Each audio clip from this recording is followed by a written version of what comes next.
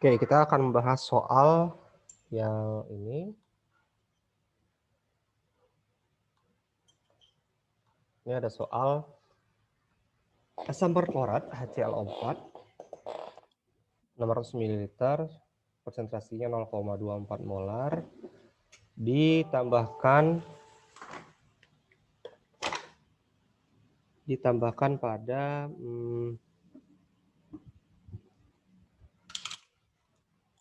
suatu kalorimeter yang terisolasi yang mengandung 400 ml KOH 0,3 molar.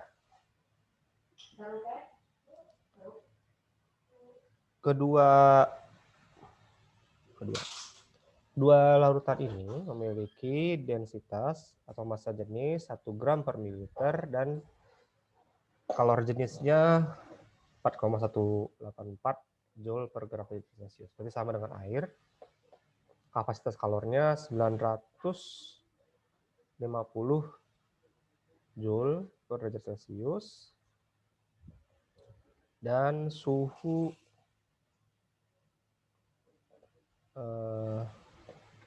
sebuah sistemnya naik dari 25,3 hingga 26,59.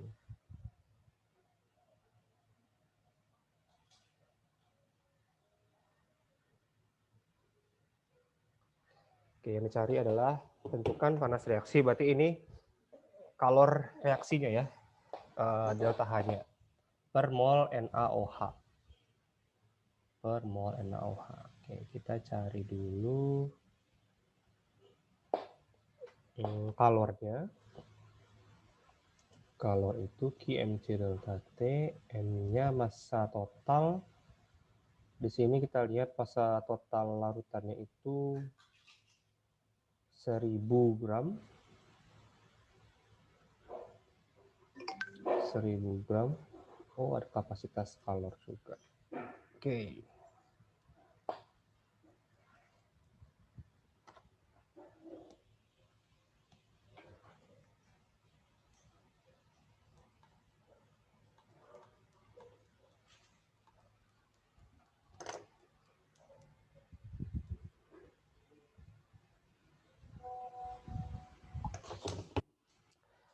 Oke,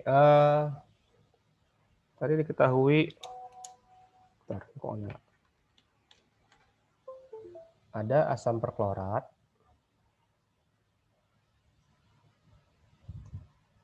600 mili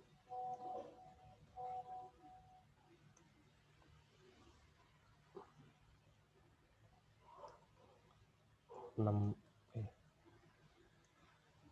600 mililiter asam perklorat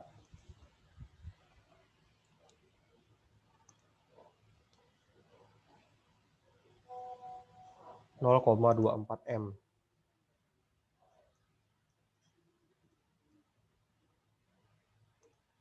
Terus 400 mili NaOH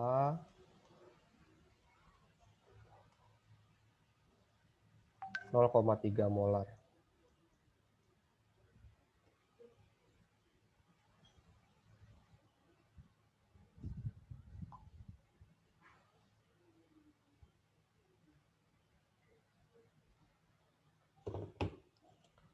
Lalu rho yang diketahui rho-nya 1000 gram per mililiter, per liter ya? Per liter, benar, 1000 gram per mili. Kok gede amat? Oh, satu ini. Sorry. 1 gram per mili. 1 gram per mililiter. Dan C-nya 4,184 Joule per gram derajat Celcius. Kemudian kapasitas kalorimeter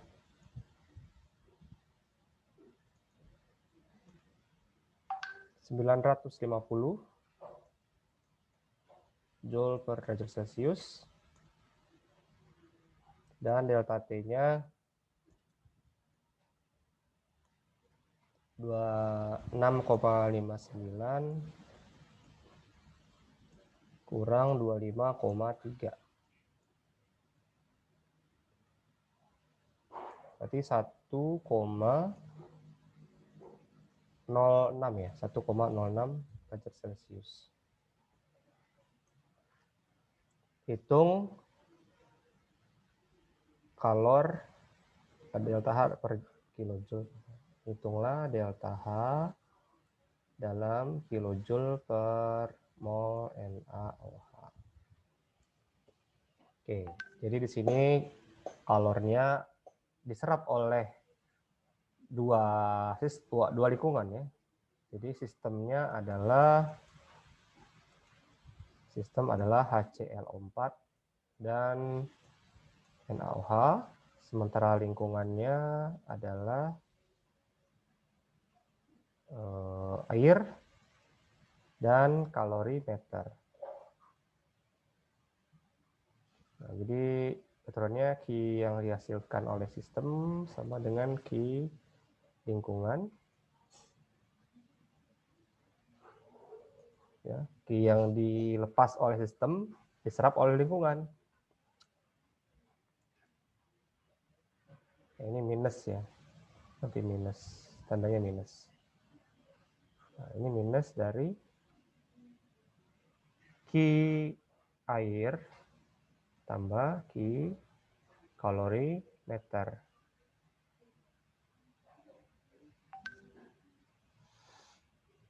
Di mana Q air kita peroleh dari M air kali kalor jenis air dikali delta T plus kapasitas kalor kalorimeter kali delta T.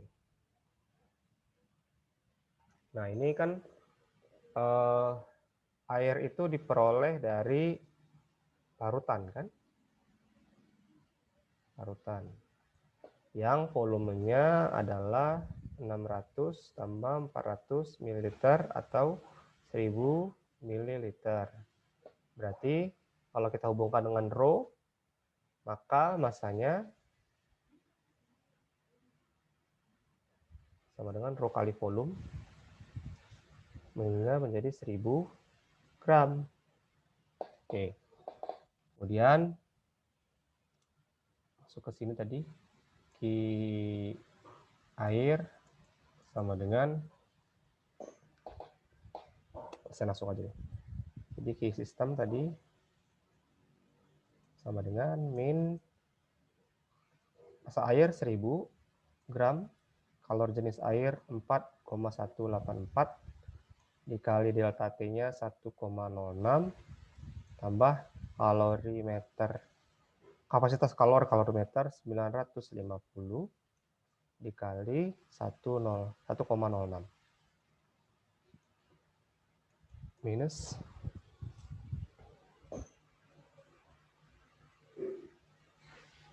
1000 dikali 4,184 kali 1,06 tambah 950 kali 1,06 544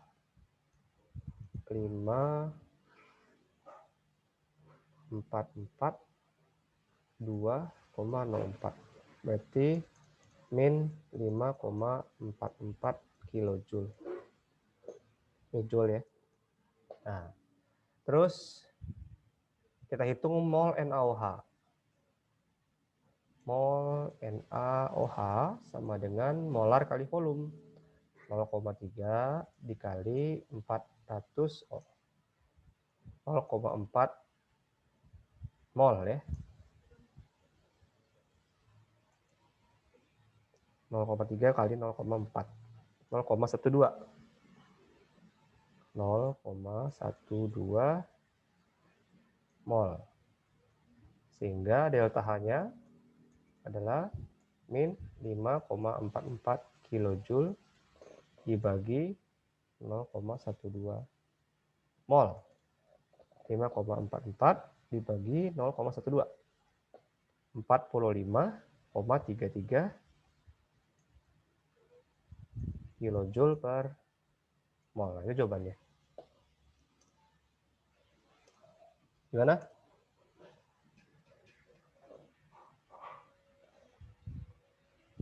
Gimana, ada tanggapan? Silakan.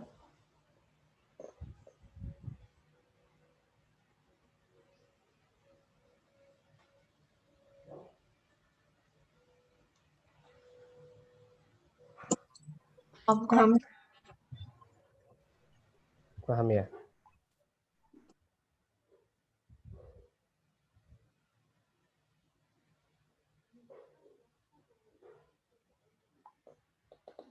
Oke, yang mana lagi? Kita bahas apa lagi? Udah selesai satu. Ini ya, 19 ini.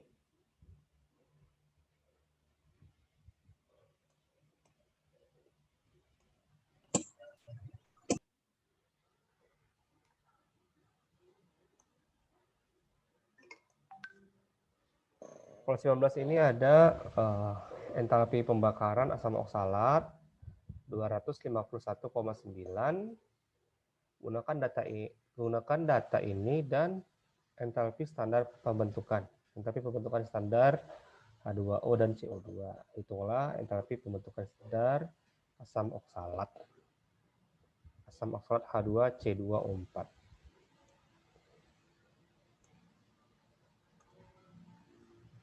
Oh, ini ada soal baru lagi. Ada soal dari Natalia, ada soal dari Sarah. Oke, saya buka dulu yang dari Natalia ya.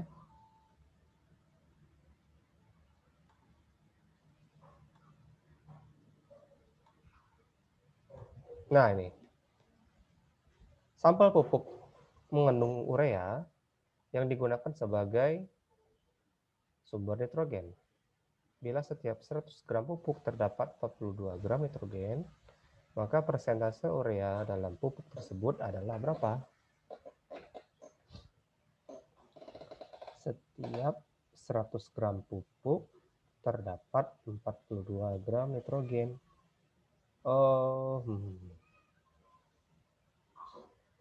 Oke. Sekarang kita hanya mencari perbandingan antara nitrogen dengan urea.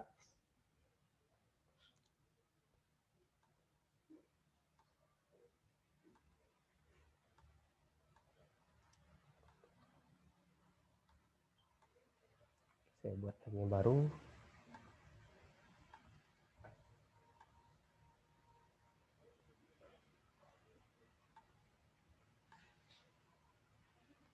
Ya, jadi diketahui massa pupuknya. Massa pupuk 100 gram. Dalam 100 gram itu ada nitrogen 42 gram. Ada 42 gram. Nah, yang ditanyakan adalah persentase ureanya berapa. Urea itu adalah CO, NH2, 2 kali. Ini MR-nya berapa ya? 60 kalau nggak salah. 12 tambah 16 tambah 28 tambah 4 ya 60. MR-nya 60. Oke. Kalau massa ureanya 42, kalau massa nitrogennya 42, berapa massa urea? Nah itu. Kita harus mencari ke situ. Ya, jadi perbandingan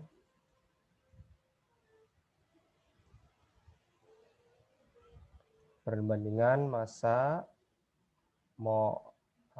nitrogen per urea sama dengan 28 per 60.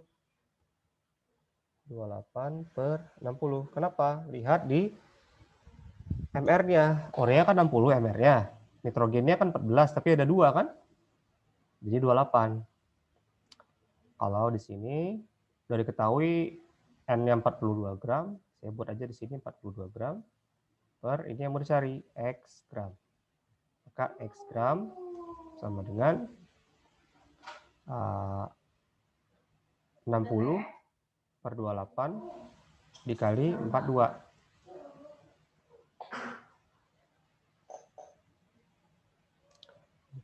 Ya, sama dengan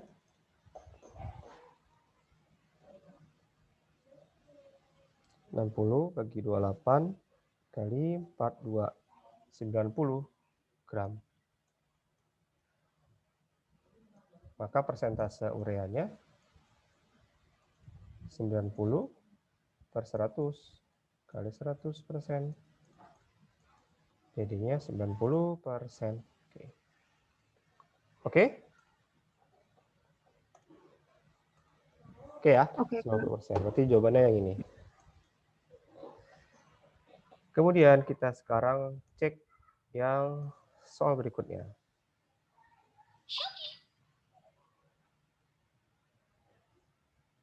Soal dari Sarah.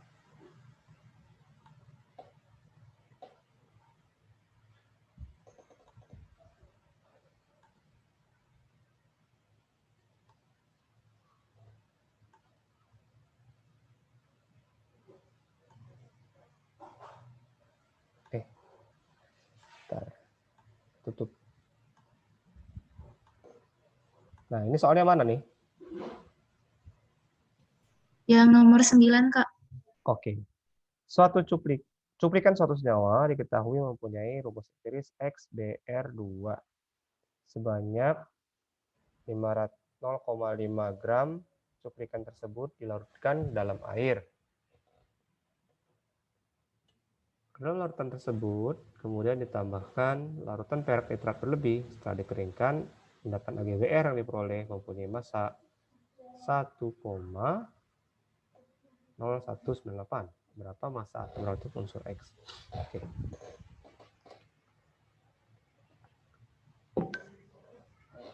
Ya, jadi ini agak muter sedikit. Kita rangkum dulu apa yang diketahui.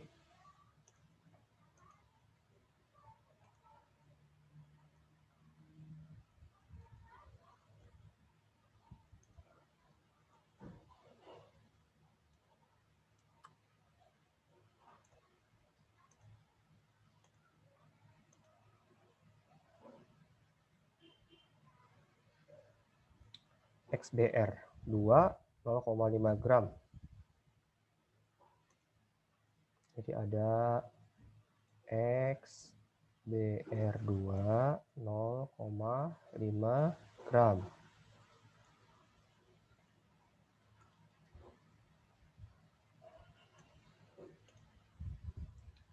Terus tambahkan AgNO3 diperoleh AgBr 1,0198. 1,0198. 1,0198. Nah, bersama reaksinya kan gini. XBr2 tambah AgNO3 menghasilkan 2 berarti ya. 2 AgBr tambah X nitrat. Tuh. Berapa massa atom relatif unsur X? Nah, ini saya cari dulu berapa mol AgBr.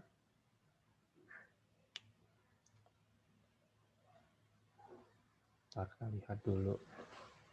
Dari sini kelihatan kalau mol XBr2 adalah setengah dari mol AgBr. Perhatikan koefisiennya.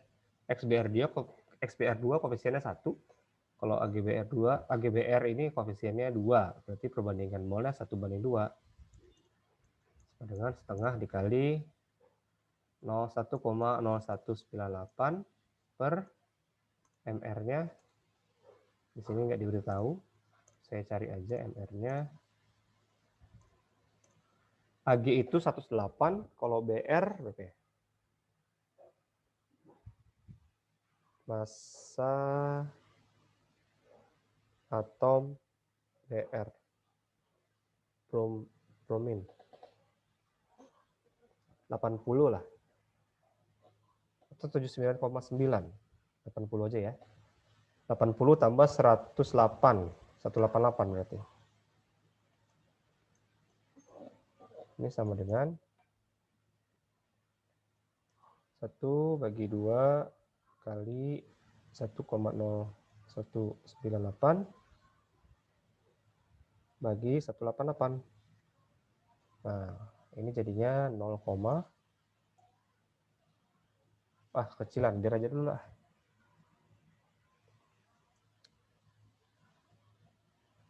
Biar aja kayak gini ya. Terus MR X BR2 itu adalah massa per mol. Massa per mol. Masanya 0,5. Molnya ini 1,0198 per 2 kali 188.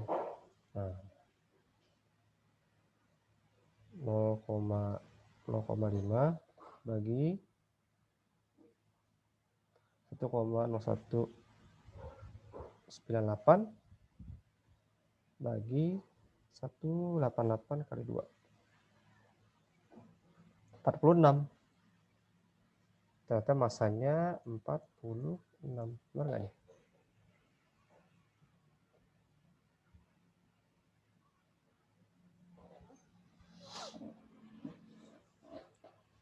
Ntar, kok agak aneh ya. 8 BR itu 80. Kalau 80 harusnya lebih dari 160 dong. Apakah ada yang salah di sini?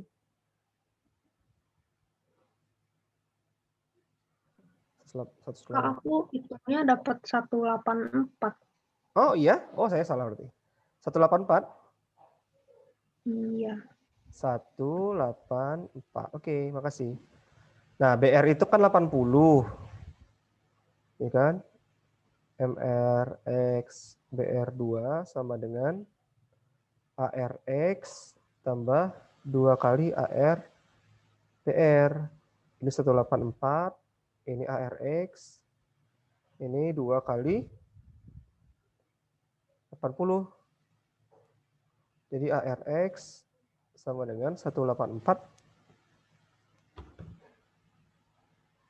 kurang 160 ya. Daripada 24.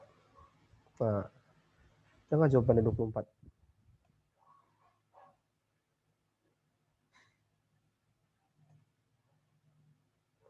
24 ada nggak? Tuh, E. Beda pembulatan. Jadi kalau tadi kayaknya kita banyak pembulatan deh. Atau mungkin BR-nya saya terlalu bulatkan ke atas. Mungkin 79,9 sekian itu dapat angkanya. Yang penting X-nya sekitar 24. Ada lagi silakan.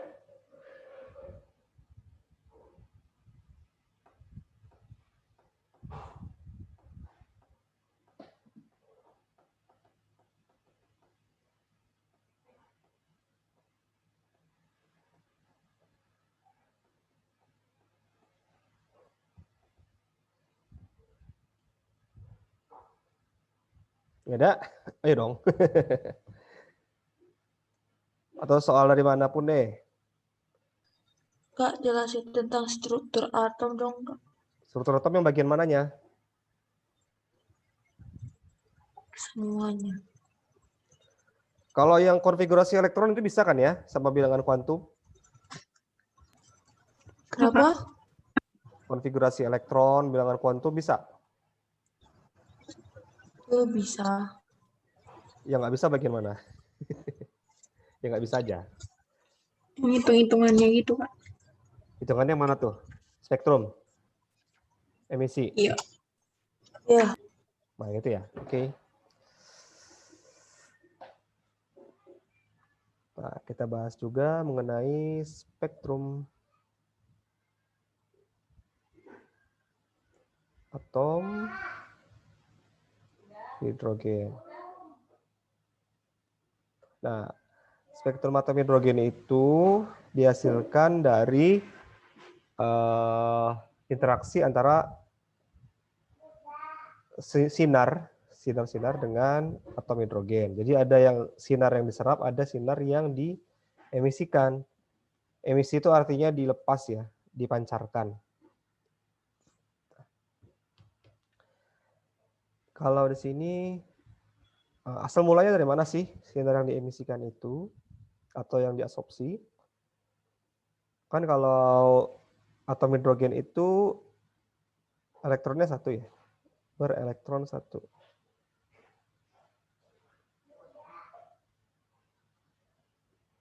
Kalau elektronnya satu, biasanya menempati keadaan dasar di bawah. Pada dasarnya ada di kulit pertama. 1, 2, 3, 4. Ini N sama dengan 1, N sama dengan 2, N sama dengan 3, N sama dengan 4. Nah, jadi ini elektronnya ada di sini. Kalau diberikan energi dari luar, bisa berupa cahaya. Ini. Elektron ini akan tereksitasi istilahnya. Akan tereksitasi ke kulit yang di atas. Nah, kulit mana yang dituju tergantung energi yang diserap. Tergantung energi yang diserap, absorpsi.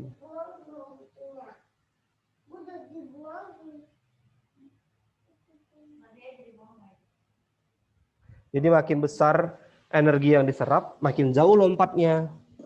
Ini sama kayak status sosial deh ya. Jadi ini yang paling bawah, ini yang paling miskin nih. Kulit pertama. Kalau ingin naik kelas, naik kelas sosial, ingin lebih gaul, butuh banyak energi, butuh banyak biaya, diambilnya dari luar. Semakin banyak biaya, semakin banyak uang yang didapatkan, makin tinggi sekarang status sosialnya. Tapi di elektron ini ya, di atom ini, kalau di bawahnya kosong, kalau kulit di bawahnya ini kosong, elektron ini akan dengan segera jatuh lagi ke bawah. Nah, jadi di atas keadaannya tereksitasi. Ini namanya eksitasi.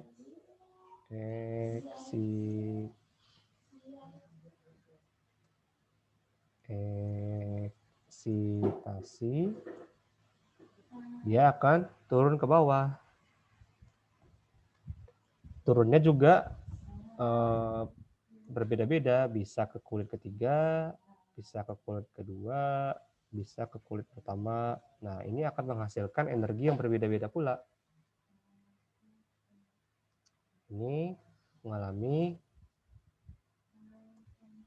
deeksitasi. Deeksitasi nanti mengemisikan energi. Ya. Jadi ada energi masuk, ada energi keluar. Kalau energi yang masuk, elektronnya naik. Kalau energi keluar, elektronnya turun. Berapa energi yang terlibat? Kita bisa hitung dari persamaan Planck, E sama dengan Hc per lambda. Di mana E itu adalah energi dalam joule, H itu adalah konstanta Planck 6,626 kali 10 pangkat 34 joule sekon. C itu 3 kali 10 pangkat 8 meter per sekon.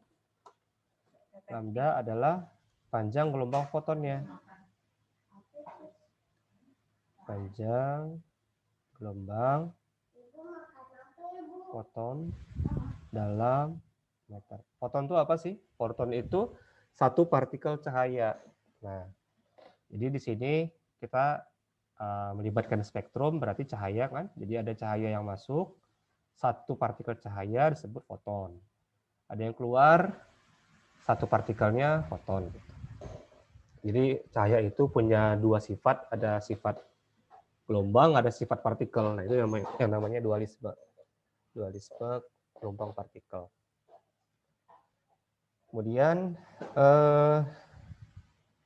beberapa spektrum ini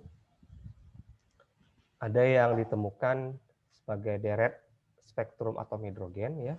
Ada yang diketahui sebagai deret Lyman. Deret Lyman ini merupakan emisi sinar UV.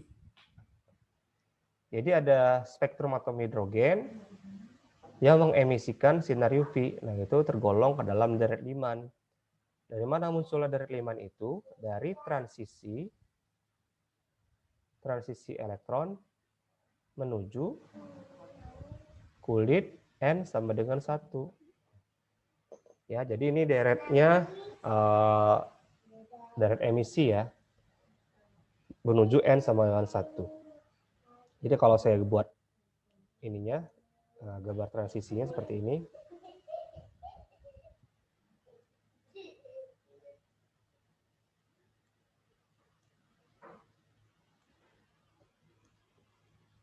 Ini N sama dengan 1, ini N sama dengan 2, N sama dengan 3, ini N sama dengan 4. Nah, ada kemungkinan turun dari N2 ke N1, atau turun dari N3 ke N1, atau turun dari N4 ke N1. Ya. Kalau muncul di gambar spektrumnya, saya sederhanakan aja bentuk gambarnya. Jadi seperti ini bentuknya.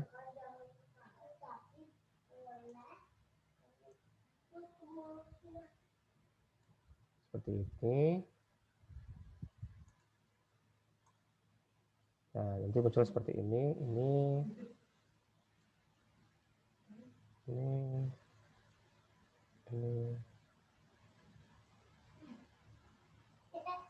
dan seterusnya gitulah ya. Nah, lambdanya ada di sini biasanya. Kalau lambdanya di sini, ya.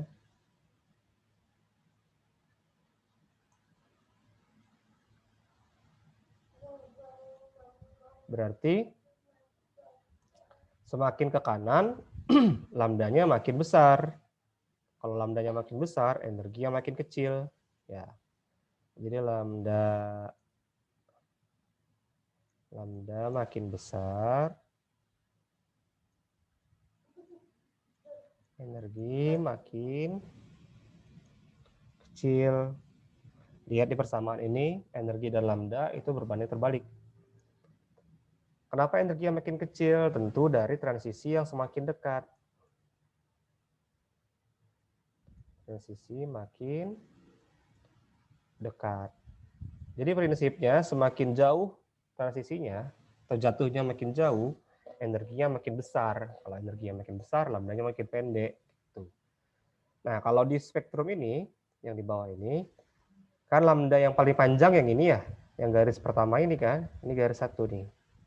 Ini garis 1. Berarti garis 1 ini dihasilkan dari transisi paling dekat, yaitu dari N sama dengan 2 menuju N sama dengan 1. Ini yang kedua, berarti dari N sama dengan 3 menuju N sama dengan 1. Ini garis ketiga. Garis ketiga itu datangnya dari N sama dengan 4 menuju N sama dengan 1. Nah, yang ini. Berarti ini garis pertama. Ini garis kedua. Ini menghasilkan garis ketiga. Yang ini. Ini yang ini ya. Nah, ini. Kelihatan. Nah, gini aja deh. Oke. Kemudian Selain deret Riemann, ada 4 deret lainnya.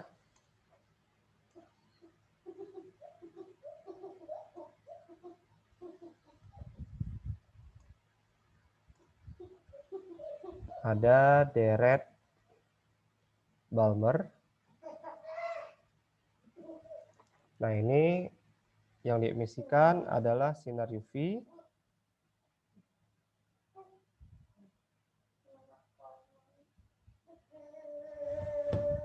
Sinar UV. Kemudian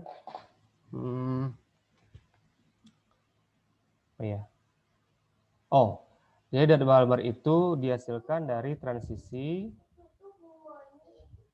menuju N sama dengan 2 gitu.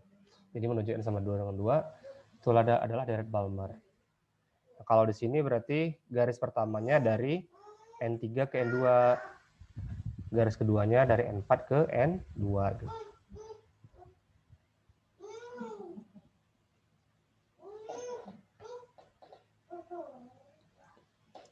Garis pertama adalah transisi dari N sama dengan 3 menuju N sama dengan 2.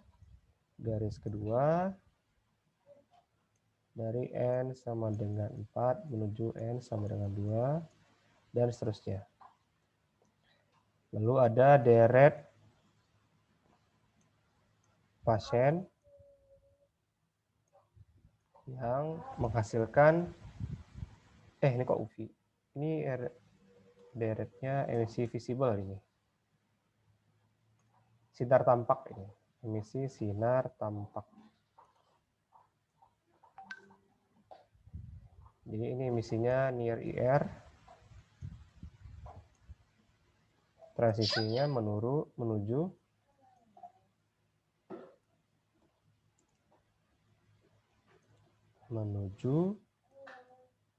N sama dengan 3. Kemudian deret bracket menuju, ini transisinya, ini emisinya emisi far infrared, transisi menuju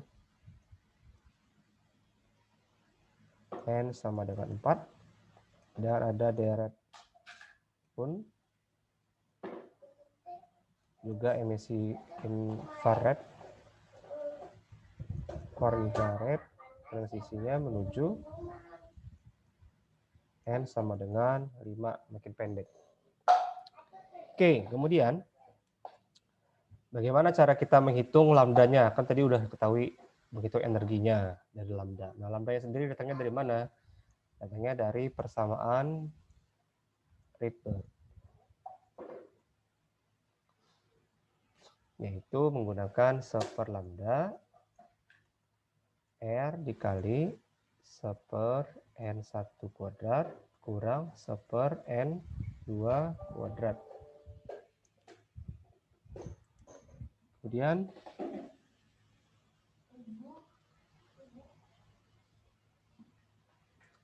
lambda di sini adalah panjang gelombang foton, R-nya adalah 109,678 per cm,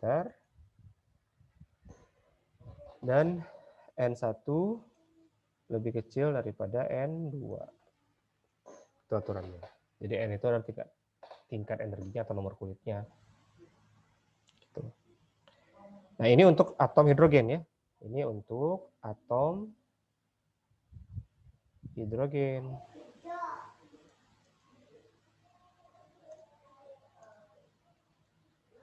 Kalau atom mirip hidrogen, ada modifikasi sedikit. Untuk atom mirip hidrogen. Atom mirip hidrogen adalah, bukan atom, ion nih maksud. Kalau atom mirip hidrogen nggak ada, cuma hidrogen aja. Ion yang mirip hidrogen, artinya hanya memiliki satu elektron saja. Siapa aja yang memiliki satu elektron bisa atom manapun kalau dibuang semua elektron kecuali satu. Misalnya oksigen. Oksigen itu nomor atomnya 8. Nah, kemudian kalau saya buat menjadi ion yang menyisakan satu elektron, tentu muatannya harus 7+. Nah, atau contoh lain apa ya? Natrium. Natrium 11 harus 10+. Gitu. Kalau besi 26 berarti harus 25+, gitu ya. Sisanya harus satu elektron aja. Nah, untuk ion-ion seperti ini, cara mencari lambdanya dengan menggunakan 1/, lambda sama dengan R dikali Z kuadrat kali 1/, N1 kuadrat kurang 1/, N2 kuadrat. Nah, Z itu apa? Z itu adalah nomor atom. Oke. Misal ya, saya buat soal di sini.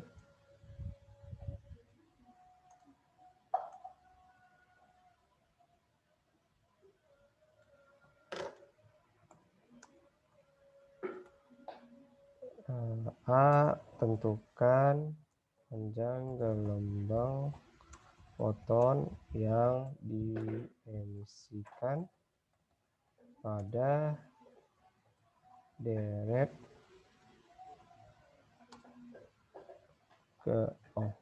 pada garis ketiga deret Balmer. B,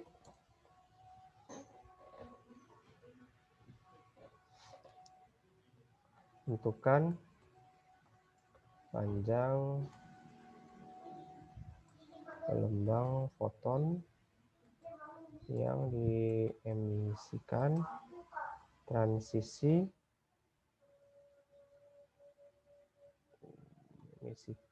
ion apa ya?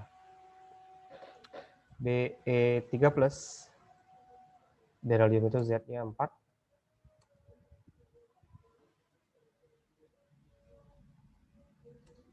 Dari transisi N sama dengan 3 menuju N sama dengan 1. Nah, itu.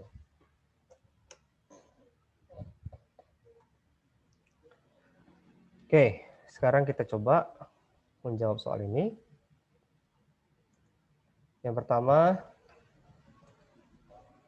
garis ketiga deret Balmer. Ya, kalau deret Balmer itu kan menuju N sama dengan 2. Berarti kalau garis ketiga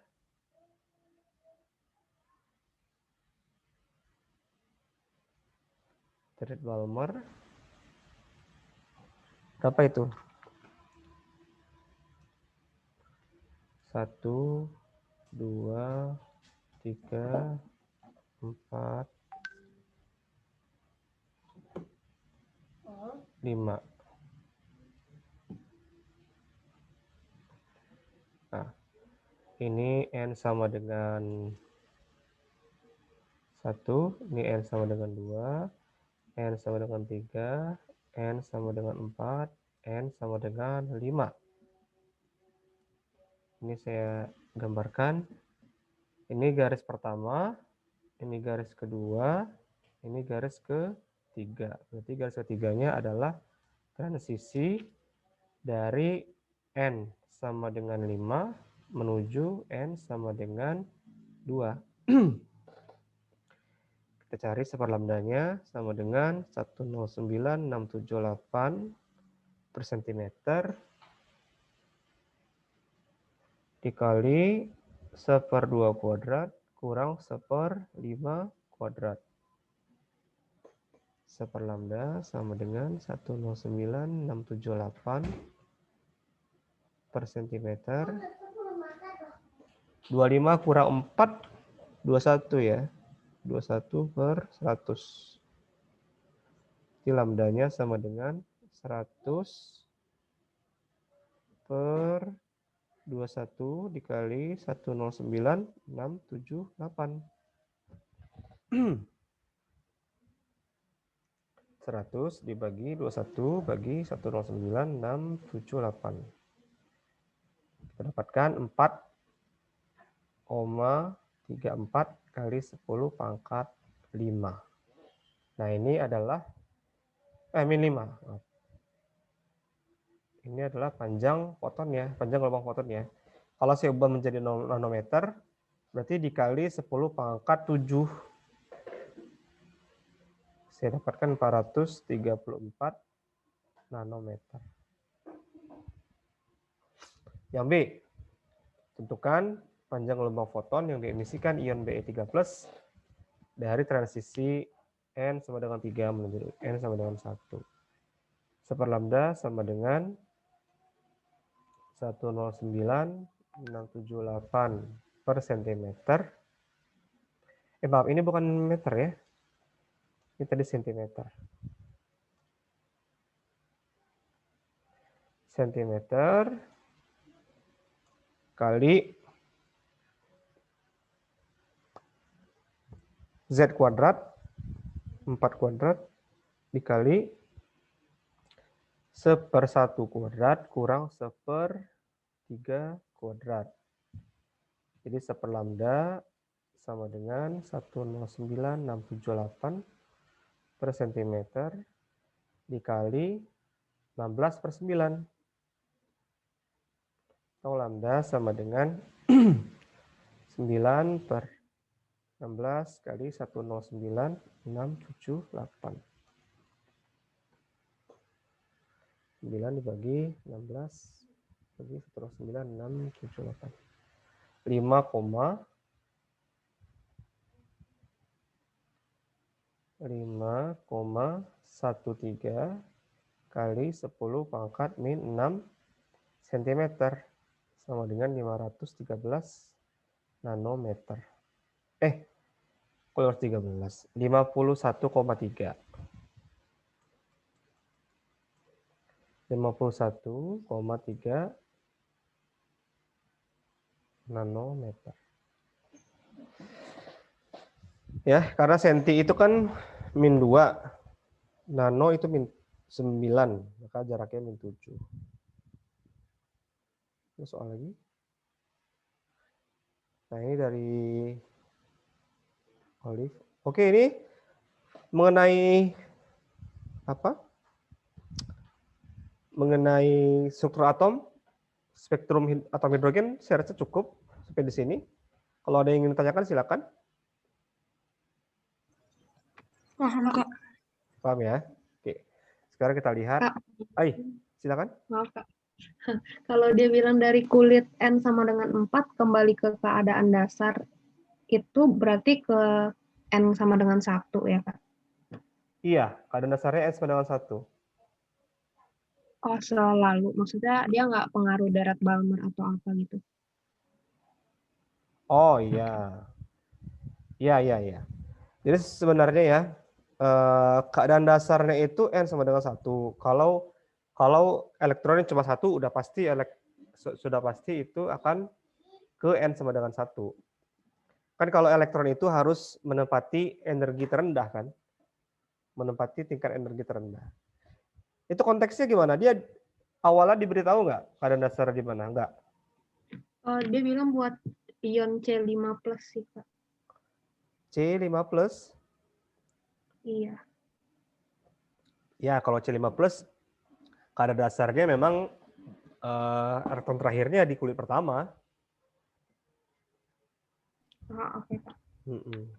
Kan C kan 6 ya. Berarti ada 2 kulit. Nah, yang tersisa pasti di kulit pertama. Ya, kalau ground state-nya itu selalu di kulit pertama. Kalau dia nggak ke kulit pertama, kayak Balmer ini kan nggak langsung ke kulit pertama. Berarti dia mampir dulu nih sebentar di sini. Oke, kemudian sini kita bahas latihan UTS.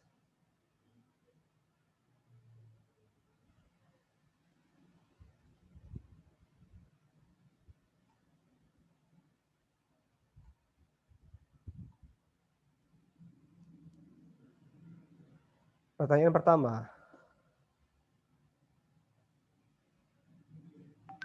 Tuliskan konfigurasi elektron unsur-unsur dalam periode 2 di periodic table. Banyak ini. Semuanya ini tulis. Itu tinggal bikin yang apanya ya Kak? Yang SPD-nya. Iya. Nah, itu. Iya, tinggal bikin itu. Oh, ya kalau gitu yang itu lewatin aja deh Kak. Oke, ini kan ada 8 ya, jadi harus bikin 8 ya. Hmm. Ini kan jawabannya ya. Yang kedua, berapa frekuensi dalam Hertz sinar biru yang memiliki panjang gelombang 436 nanometer? Nah, jadi frekuensi atau bilangan gelombang atau nu sama dengan, saya buat di sini aja lah ya. 436 tadi ya.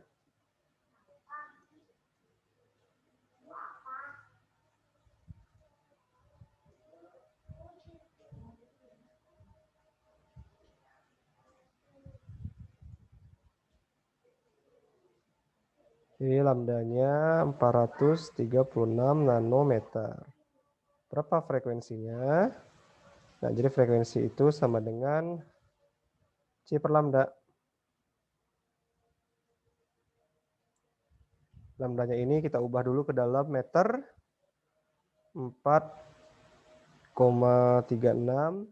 kali 10 pangkat min 7 ya.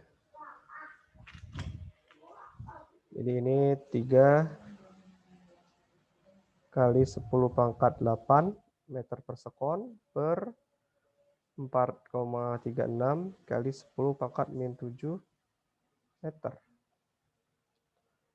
Nah, ini saya dapatkan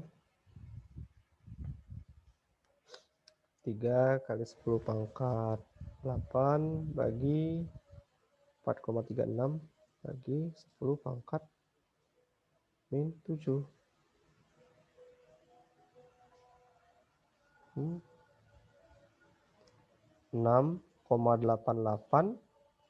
kali 10 pangkat 14 Hertz.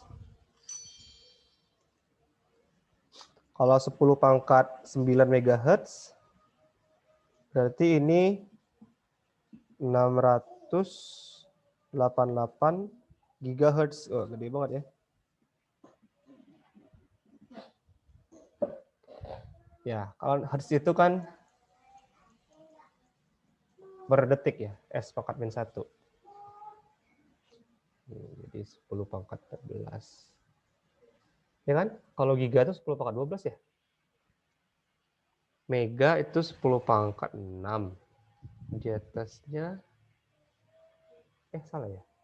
Kilo itu 10 pangkat 3. Kalau mega 10 pangkat 6. 10 pangkat 9 giga. Oh, berarti ini tera dong.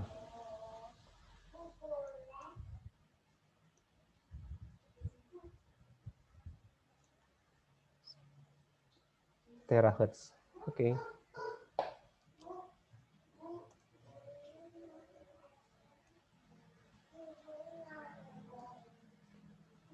Oke, jawaban tadi oke? Kak, bahas yang soal yang aku baru kasih aja deh Kak. Rupanya yang ini ada kuncinya aku baru tahu. Oke. Ntar aku lihat dulu ya.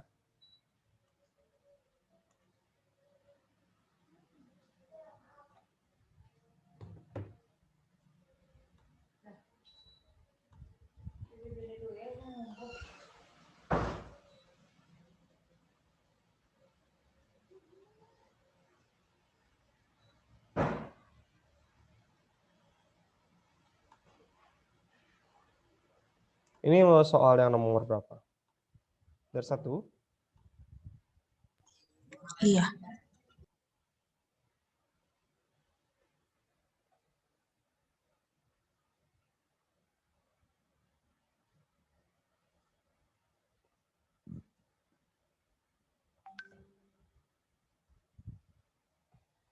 Oke. 5 gram dipanaskan hingga 100. Kapasitas kalornya berapa? Berapa banyak energi yang diserap oleh air? Oke.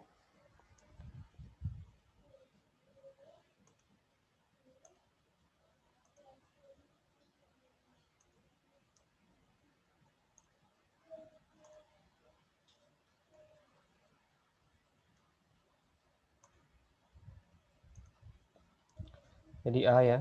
A, kalor yang diserap oleh air dapatkan dari M air dikali kalor jenis air dikali delta T air. Massa airnya 100 gram. Kalor jenis air. Baru tahu ya kalor jenis airnya. Ya udah, standar aja 4,18 Joule per gram derajat Celcius. Delta T airnya 4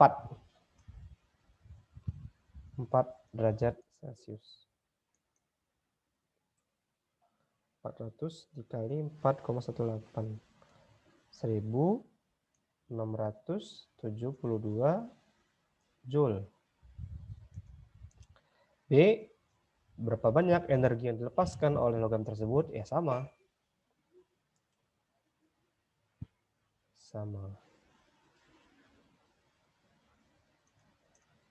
Yang B, Ki logam sama dengan Ki air sama dengan 1672 Joule. C, tentukan kapasitas kalor potongan logam tersebut. Kapasitas kalor potongan logam tersebut. Ya, jadi Ki sama dengan C kali delta T. Kapasitas kalor sama dengan Ki per delta T.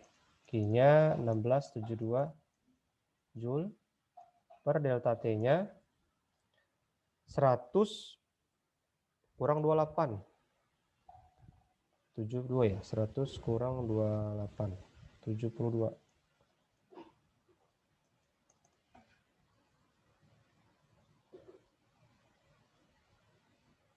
23,22 Joule per derajat Celcius. D. Tentukan kalor jenis logam tersebut. Nah, kalau kalor jenis berarti menggunakan massa. Saya pakai yang atas saja biar nggak bingung. Kalor jenis sama dengan M. Kalor sama dengan MC delta T, berarti C sama dengan Q per M delta T.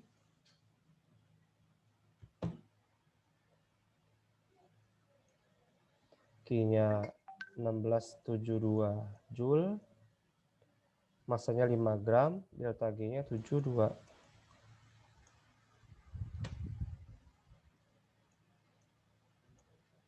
Ya kan?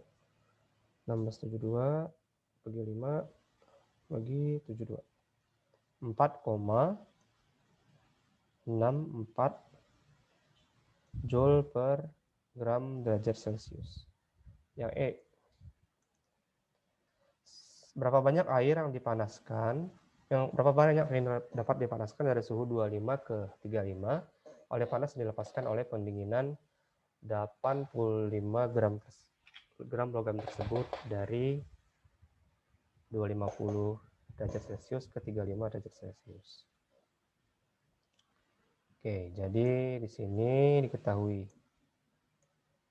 delta T air adalah 35 kurang 25 atau 10 derajat Celcius dan delta T logam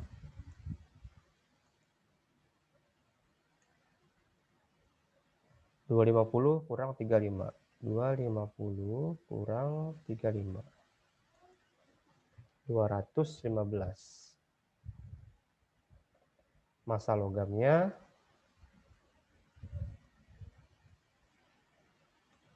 massa logam 85 gram. Langsung aja kita buat di sini. Q air sama dengan kilogram. Q airnya M air kali kapasitas kalor jenis air dikali delta T air sama dengan massa logam dikali kalor jenis logam dikali delta T logam. Berarti massa air yang dicari sama dengan massa logam dikali kalor jenis logam dikali delta T logam per kapasitas kalor jenis air dikali delta T air. Massa logamnya 85, kalor jenis logamnya 4,64, delta T logamnya 215,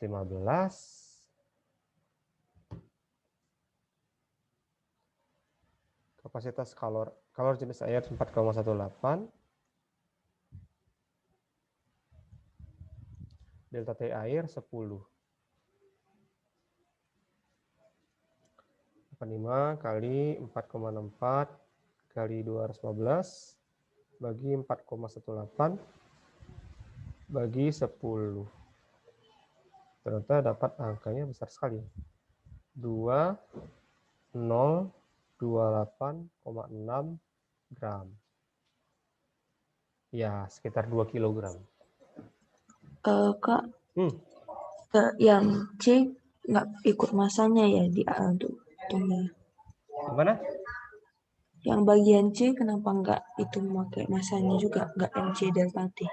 Ya, itu perbedaan antara kapasitas kalor dengan kalor jenis. Jadi yang C itu kita pakai C besar kan? Kapasitas kalor itu satuannya joule per derajat Celcius. Nggak memperhatikan masanya.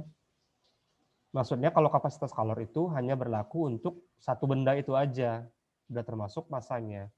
Kalau C kecil, kalor jenis, itu universal.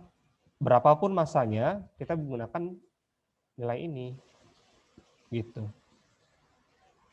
Jadi kalau C ini ya, C besar ini hanya berlaku buat potongan logam yang tadi, yang 5 gram tadi. Tapi kalau C kecil, itu bisa untuk semua benda-benda yang menggunakan logam yang sama. Nah, itu bedanya. Makanya satuannya beda, yang ini satuannya joule per derajat Celcius, ini satuannya joule per gram derajat Celcius. Gimana, oke? Oke Kak, paham. Oke. Saya izin sebentar 5 menit, boleh? Di sini baru... Oh, boleh. Bentar ya, Boleh 5 menit. Kak. Bentar ya. Oh, saya lupa rekam tadi ya. Banyak tadi yang lupa direkam. Jadi tadi kita sudah membahas ini. Kita sudah membahas soal yang dari sini. Ya, ada soal 1, ini adalah logam yang dipanaskan 5 gram sehingga suhunya 100 derajat Celcius. Ini suhunya kemudian turun karena kalornya diserap oleh air. Tadi sudah kita bahas, kita dapatkan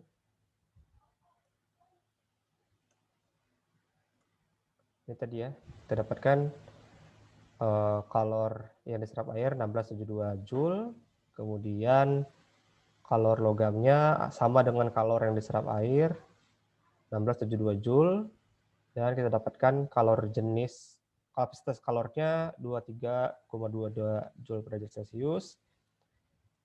Kalor jenisnya memperhitungkan massa 4,64 Joule per gram derajat Celcius. Lalu untuk soal E, menggunakan data yang sama, yaitu C logamnya sama, di sini C logamnya 4,64, dan kita akan peroleh massa airnya 2028,6. Sedangkan yang soal berikutnya memperhitungkan kalorimeter BOM. Perhatikan bahwa volumenya tidak berubah kalau kalorimeter bom. Jadi di sini kita menghitung kalor menggunakan kapasitas kalor kali delta T, kita dapatkan 339,5 kilojoule. Dan ini sistemnya melepas kalor karena suhunya naik, maka Q-nya negatif. Yang B, persamaan reaksi pembakarannya. Dan C, perhatikan bahwa tadi Q-nya QV. Kalau QV, maka delta P-nya 0, dan W-nya atau kerjanya 0. Sehingga delta E adalah kalor yang diperoleh tadi. Untuk menghitung delta H, kita ubah persamaan ini menjadi awalnya P delta V, sekarang delta nRT. Jadi delta H-nya sama dengan delta E plus delta nRT. R-nya 8,314, T-nya 298 Kelvin, delta N itu jumlah koefisien gas produk dikurang koefisien gas reaktan. Di sini ada 3 di produk dan ada 6 di reaktan, sehingga delta N-nya min 3. Jangan lupa sama-sama dibuat kilojoule, sehingga diperoleh delta H-nya. Kemudian terakhir di sini ada pembakaran amonia. Yang pertama hitung dulu molnya. Kita peroleh 4 mol. Ternyata delta H-nya juga dalam 4 mol karena di sini ada 4 koefisiennya amonia. Maka ini adalah untuk 4 mol. Untuk memanaskan air, kita hitung Q-nya yang diperlukan sebanyak 6,27 kilojoule. Lalu kita dapatkan mol amonianya dengan membandingkan kalor yang dibutuhkan per kalor yang dihasilkan. Nah, kita dapatkan 0,3766 gram massa amonia. Kemudian yang terakhir, dengan menggunakan data entalpi penguapan air, kita bisa menggunakan persamaan hukum Hess di sini. Kita eliminasi H2O liquidnya, sehingga kita peroleh delta H untuk persamaan reaksi yang ditanyakan adalah min 866,2 kilojoule. Oke, demikian. Kalau tidak ada pertanyaan lagi, saya kira cukup ya. Cukup. Nanti kalau ada yang ingin ditanyakan, silakan dikontak aja. Nggak ada? Oke, Kak. Oke, demikian. Saya rasa ya. Maaf Kak, tadi yang 6H2O itu delta H-nya itu emang udah pasti segitu ya? 6H2O yang mana? Yang itu 6H2O ke 6H2O gas dari liquid jadi gas. Oh ini datanya dari ini, delta H evaporasi ini loh. Oh iya. Nah, ini kan 44,3 kilojoule per mol. Ya kan? Iya. Kalau di sini harus kali 6 karena kan 6 di sini H2O-nya. Oh iya, oke. Ya kan? 6. Makanya saya kali 6, 44,3-nya kali 6, dapatnya 265,8 gitu. Oke? Oke, makasih Kak. Oke, kalau gitu saya close ya. Nanti silakan dilanjutkan lagi. Demikian, selamat sore semuanya. Selamat malam. Assalamualaikum warahmatullahi wabarakatuh. Sama-sama.